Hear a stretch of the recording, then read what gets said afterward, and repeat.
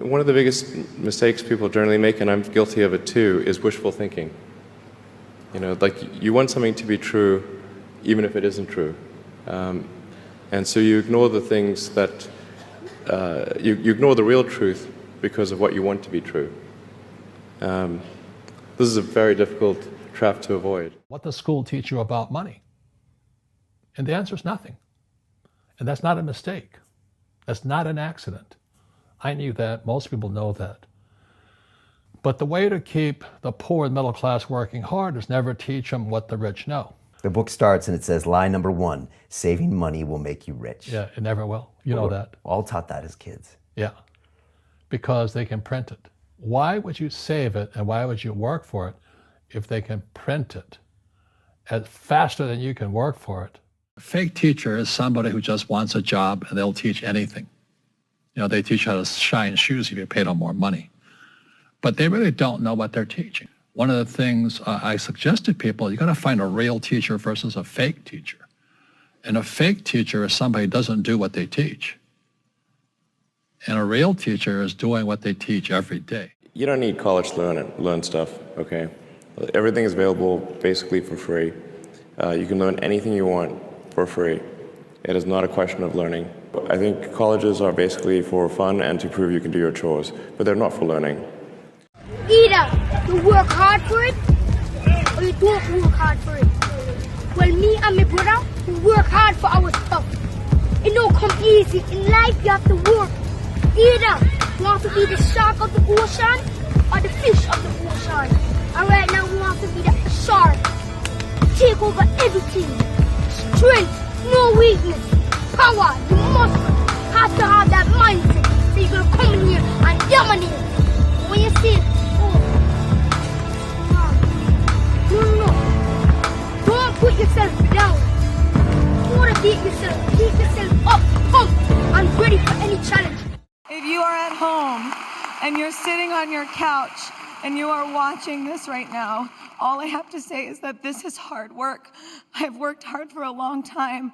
It's not about winning, but what it's about is not giving up. If you have a dream, fight for it. There's a discipline for passion, and it's not about how many times you get rejected or but you fall down or you're beaten up. It's about how many times you stand up and are brave and you keep on. 6 rules to life. Number 1, know that your only competition is who you were yesterday. Number 2, earn, save and invest before you spend. Number 3, avoid negative people. Life is too short. Number 4, if you don't go after what you want, you'll never get it. Number 5, see failure as a beginning, not an end. And number 6, our habits decide our future. I never know what markets are going to do. I know what markets are going to do over a long period of time. They're going to go up. But in terms of what's going to happen in a day or a week or a month or a year even, I've never felt that I knew it, and I've never felt it was important. We're almost always a buyer of stocks, and we're a more aggressive buyer when they're going down. I mean, I feel much better when they're going down. I think every business should be run as efficiently as possible, and some are and some aren't. We try to buy the ones that are. I mean, I bought my first stock in April of 1942. I was 11.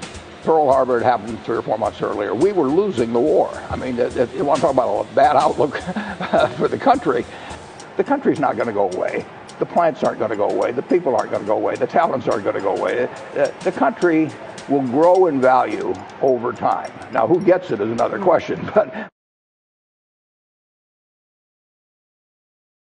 if you knew who was really behind Bitcoin, you would run as fast as you fucking could to sell it. I know. 100%. If you knew who owned Bitcoin or who started Bitcoin, and you had Bitcoin, you couldn't sleep at night. Everyone has a problem with time, but the day has 24 hours and we sleep 6. Now, I know there's some out there that say, whoa, I need 8. Well, I say just sleep a little faster. Because the bottom line is we have 6 hours of sleep, 24 hours are available, so you have 18 hours now available to do your work, your family, your hobbies, and also to learn something new.